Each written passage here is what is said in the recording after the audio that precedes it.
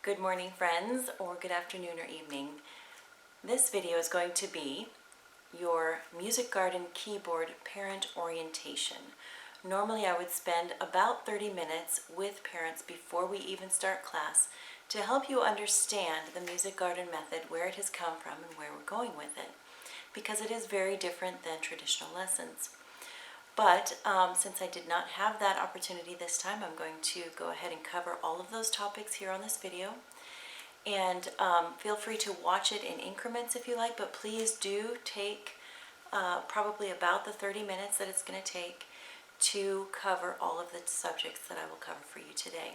It will really help you understand the Musikgarten method and why we are working with your students in a very different way than we would be if they were in a traditional piano a lessons environment. So the first thing I want you to know is that Musikgarten was compiled as a method by Lorna Heiga and Edwin Gordon, who did a lot of research on how do children learn music and how do we develop musical aptitudes in children. And they discovered that all children have some level of musical aptitudes.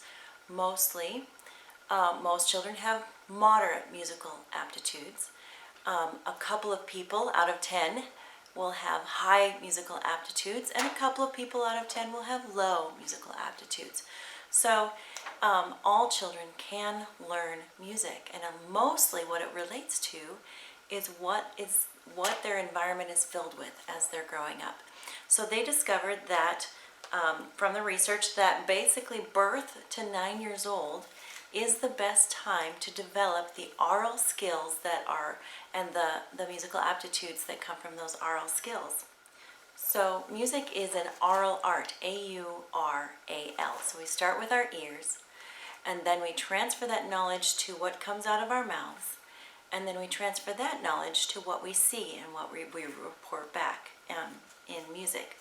So it's the same, actually, if you think about it, as language, and that's what they discovered.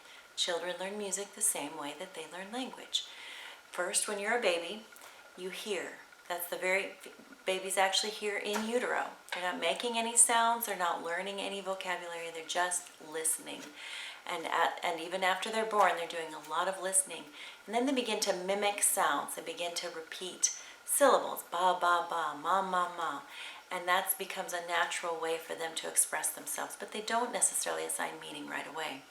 But eventually they do begin to assign meaning, and they hear mama, mama, and when the baby says mama, that lady over there turns her head, so oh, that must be mama, and they start to assign meaning to the sounds. And then they begin to synthesize the meaning, put the words together, and they hear you say, go out, let's go outside, and they go, oh, that means that I'm going to put on my jacket, well, not in Florida, but we're going to put on some shoes, and we're going to get in the stroller or whatever, we're going to go outside and have fun.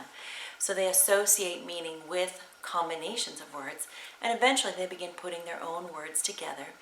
And all of this happens long before they start to read words. So if you think about the word cat, for example, your children probably mostly have a lot of experiences with cat, seeing pictures, seeing real live cats, maybe they even have their own cat, petting and loving on this animal long before they read the word cat. So reading the word cat becomes very natural and easy for them when it's time. And that's how we do music. That's how we do music in Musikgarten.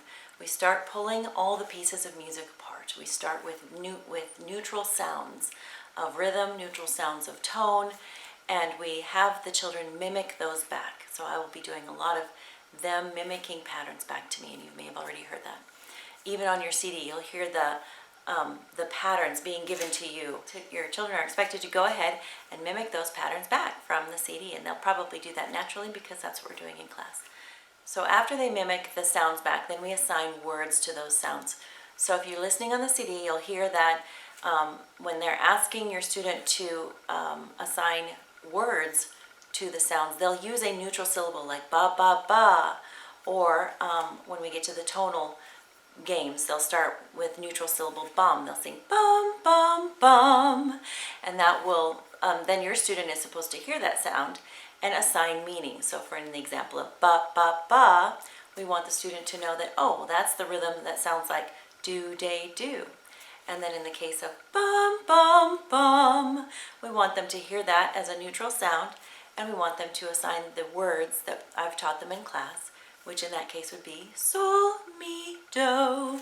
So that will become natural and we'll play those games in class, but that's what that is about. Starting with neutral syllables, moving to adding the layer of language onto that. Now, why do we use that language? I'm going to get back to that in a minute, actually. Let me continue on with the process just really briefly. After we assign the words, we'll begin to synthesize the information.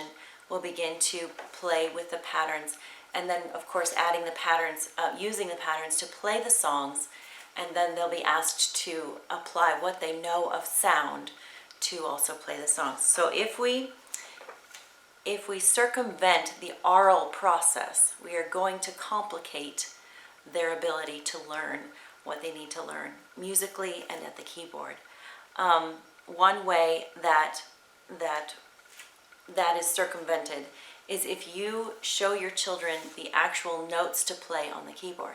Now, they can hear that, and sometimes that's necessary. I'm not going to say we never do that, but we try not to do that, and here's why. That is a visual skill. If you show them where the notes are on the keyboard, you are showing them visually what to play. And I want them to really focus in on listening and making sure that they can hear what they're playing and that it matches what they're singing and what their auditory processing tells them it should actually sound like. So be very careful about showing them what to play, and that's also why you'll see when I give you the handouts for parents, we want to keep that with the parents. That's not for the children. Good aural skills will lead to good note reading, and you'll see that as we go through the process this year. Now, the children will learn through the notation games, but they will only learn it if they develop those aural skills first. So it's easy to play songs by memorizing finger patterns, and that's why you'll see on YouTube a lot of the methods are to just show the finger patterns to students to learn how to play, but they're not learning good aural skills. That's a visual skill. So we want their ear to guide them in this process. So that is the basic principle of why we teach this way. Now I would like to move into some more specifics about how we're going to go about this, okay? So I'm going to demonstrate the song process that we use to teach children songs. We call it the keyboard song process. We always begin with a keyboard warm-up so that we can put our hands in the proper position for playing. With the very first song, Listen for Bells, the first song we play, we have taught the children where D, Do is between the two black keys, and we've asked them to play all of the Ds between the two black keys on the keyboard. So they should easily be able to find D, Do. Then we're going to go ahead and play it. That's our Do. So we sing Do. Now I've taught them to sing Do, Sol, or I will shortly teach them to sing that if they haven't learned it yet.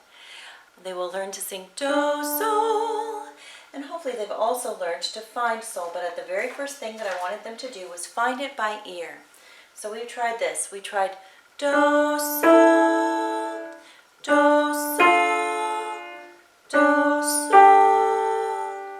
None of those sounded right, so I keep going. Do, Sol. That one sounds the same as what I'm singing. Sol. You can hear the clash on the other notes. If I'm singing the correct note, then I'm going to hear when my note lines up with the other note. Then we've asked them to put their thumbs, or right hand thumbs, on Do and to play Do, Sol. Now in our second class, we ask them to find the middle note, and we say the middle note we're going to play with our number 3 finger in the middle, and we're going to play it like I hold my hands backwards like this so they can see Sol, Mi, Do. And I want them again to find that by ear. So they'll generally play Sol, Mi. That Mi didn't quite sound right. So eventually they find out, oh, well, what if I try a black note? Because they generally try all the white notes and they don't sound right. So we try the black note.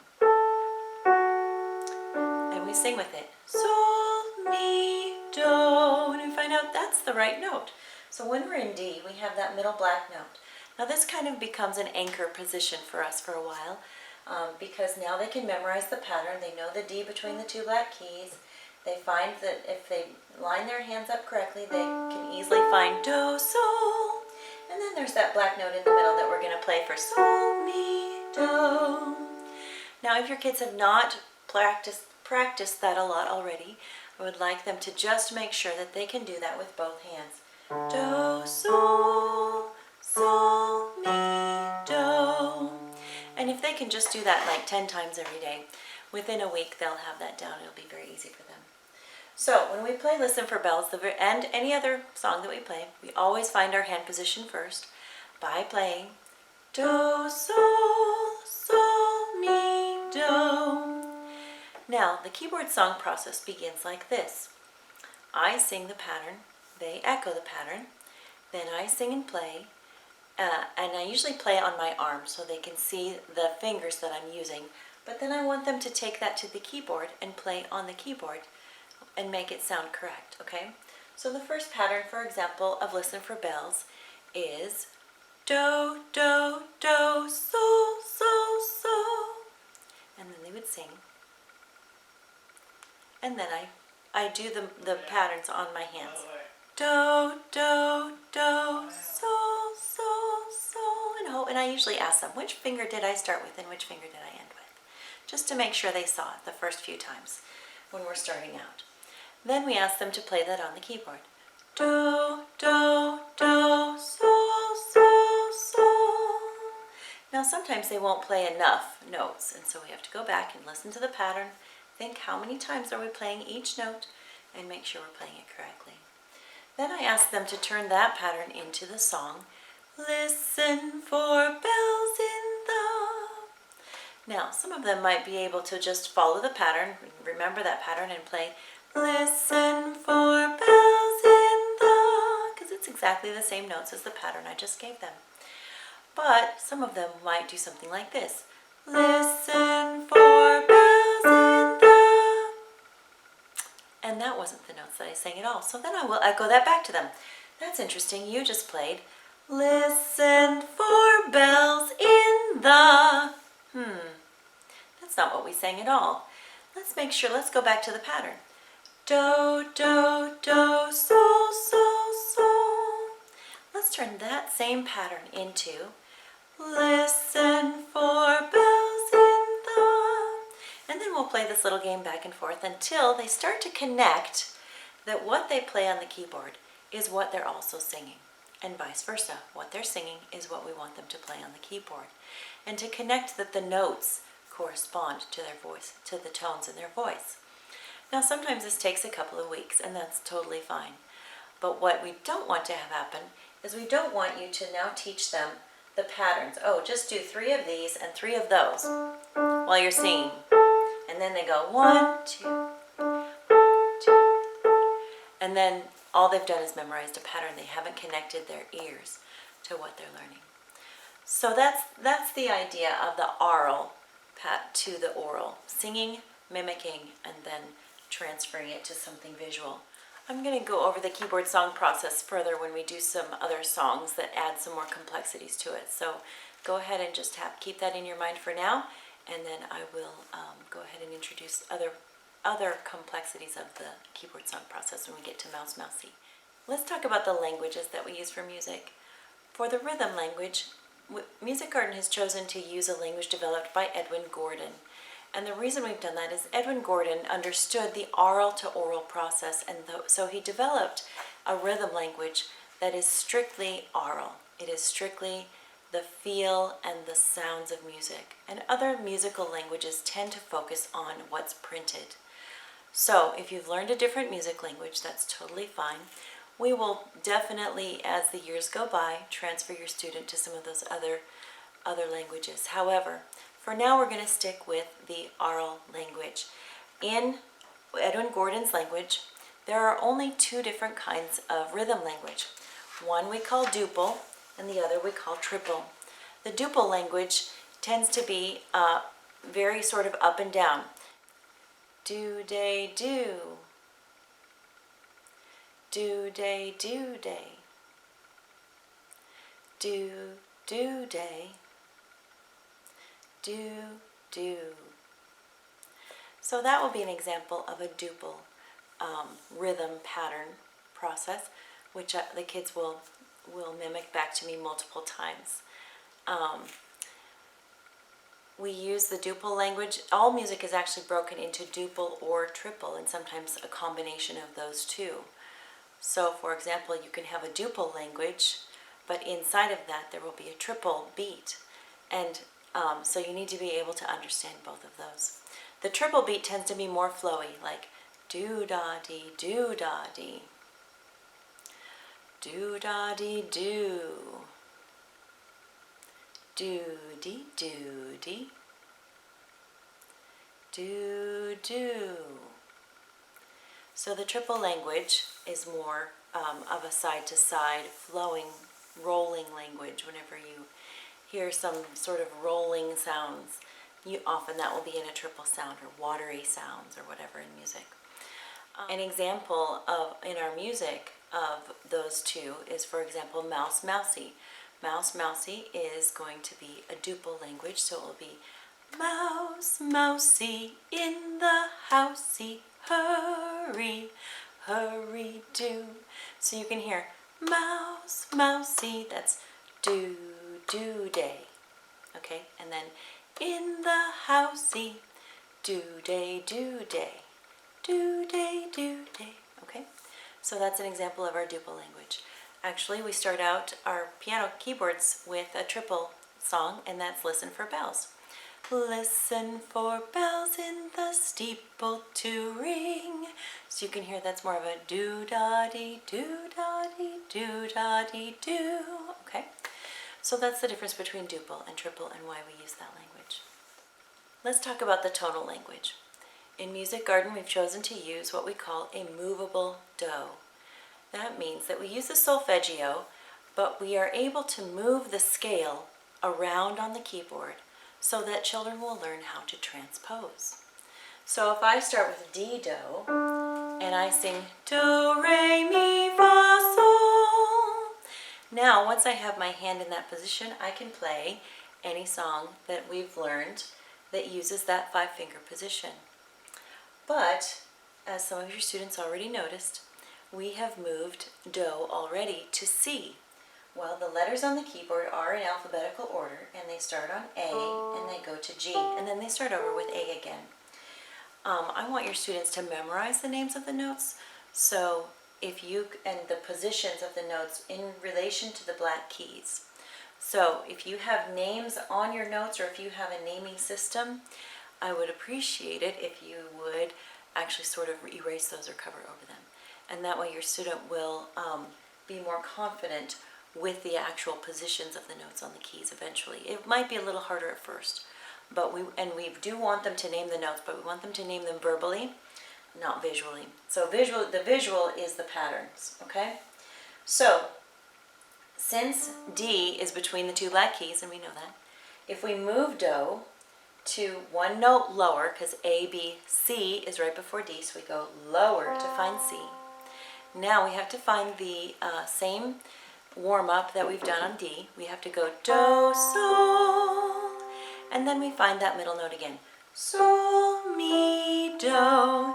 Now, since the students were used to having a black note for mi when we were playing in D, some of them are going to try to find a black note for mi in C, but guess what? It's not a black note, it's a white note. And we will do that with every new do that we move to. We will find our correct fingers and where the black notes are in those first 5 notes, and eventually in the whole scale, of course. But so once I find sol, mi, do, now I can play listen for bells in the steeple to ring. I can transpose up and down, okay? The other thing, though, about our rhythm language is that we call our resting tone do because that's the bottom of the scale. That's the root of the scale. That's our bass note. So whenever we sing a song, usually we end on do.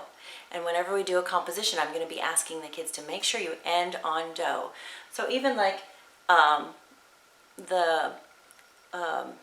Listen for Bells, for example. The very end of it is ding, ding, ding, ding, ding, ding, ding, ding, ding, ding. And there's our resting tone do. And same thing with mousey. Mouse, mousey, in the housey, hurry, hurry, do. That's how it ends. Or the kitty in the housey will be chasing you. That's our do. So do is our root tone or our resting tone where all the music wants to come back to. Now that is only when we are in what's called a major key. The major key sounds like this. Do, re, mi, fa, sol. However, if we go down from do and we find do, ti, la. Now if we start the same scale on la, la, ti, do, re, mi, that is actually the minor key. And most of our Western music is divided in either a major scale or a minor scale. Is written, in either a major scale or a minor scale. So it's either going to have that sort of happy major sound or it's going to have this sort of melancholy minor sound. And that's not 100% all the time, but that is generally a lot of what our music is made up of. So that's where we start. We start with the major songs and we start with the minor songs. So for example, if I move my minor song to C, it's going to sound, one of the minor songs we've been singing is This is the Dance of the Wild Horses. This is the dance of the wild and running horses. This is the dance of the wild and running horses. So you can hear that's a different sound than mouse, mousey, in the housey, hurry, hurry, do. And your students will start to be able to distinguish between the majors and the minors. Major has a resting tone of do, and minor has a resting tone of la. Okay? It's the same scale. It just depends on where we start on the scale. All right? So hopefully that's not too confusing. It'll help you understand the why do we start on do, why do we start on la, why does do move around. If I haven't explained that to you, please let me know. I need to do a better job. So once the students are able to mimic the patterns and we play some games with them identifying the patterns orally, we're going to begin to introduce the notation games. And the first notation game we introduce is the duple cards, okay? So these are our duple pattern cards, and you'll begin to see those. The second game we're going to introduce to them are our major notation cards, and you'll see we're already starting to read notes on the staff. When they read this, they're going to be able to say, they're not going to call this the note names. This would be A, F sharp, D, but that's really meaningless information, isn't it? What does that mean, A, F sharp, D? All that does is make them kind of go to the piano and figure out what does that sound like. So what we're going to do is we're going to teach them that this sounds like, make sure I'm in the right, they're going to learn that they can, when they look at this sounds like sol, mi, do. Well, now we have some musically meaningful information, right? We know that the pattern here has a certain specific sound, and so that's what we call musical literacy. So when we teach them to read the notes, we're not going to ask them for the actual note names. We're going to be asking them for the sounds that those notes make, and hopefully they will catch on to that pretty quickly when they have learned it orally first. But I'll be introducing the other notation games as we go along in class, but those are the first two. All right, let's go over the keyboard song process for Mouse Mousey. Now, Mouse Mousey has one little added element of complexity, and that is that I give the students a pattern, but they have to add a little bit of rhythm thought into it, okay? So I give them the pattern. First of all, we find our hand position. We find our, let's see, Mouse Mousey is in C. So we actually go from our D, we go down to C, and we find do, sol, sol, mi, do. Always begin your keyboard with a warm-up of putting the hand position in the correct place. The first pattern is sol, mi, do, and they're going to echo back. Sol, mi, do. Then I'm going to give them the finger numberings, and we're going to look at starting with what finger am I starting with? Number 5. Sol, mi, do. So they can see that I did number 5, number 3, number 1. They're going to take that back to their keyboard, And hopefully they've heard sol, mi, do lots of times and played it lots of times by now. So they should be able to just go back to their keyboards and play sol, mi, do. Now, I want them to turn that pattern into the first part of the song. And the first part of the song sounds like this. Mouse, mousey. So you can hear if they just do mouse, mousey. That's really not the song, right? The song goes mouse, mousey. So I want them to hear that rhythm difference, and I'm hoping that they will learn to hold that top note, right? So they play it the way we sing it, and we want them to sing and play at the same time. Mouse, mousey. Okay? Now the next pattern is pretty similar to the way we would play it. Sol, sol, mi, do. Sing. Watch and listen. Sol, sol, mi, do. Then sing and play. Sol, sol, mi, do. And then turn that into the part of the song that sounds like this. In the housey. In the housey.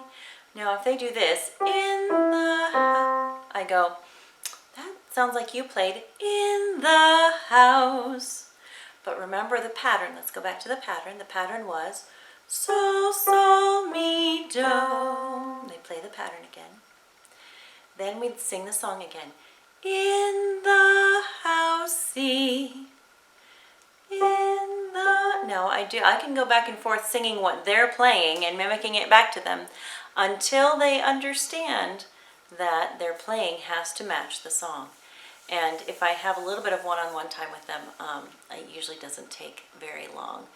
But I would love it if you see your student doing that at home to go ahead and try that process as well. Sing what they played, make it up, whatever. If they played this, then I would go, oh, you played in the house, where that didn't sound right. Or if they go, then I would go, in the housey. That's not how we sang it either. Then we would sing it back the way it's supposed to be.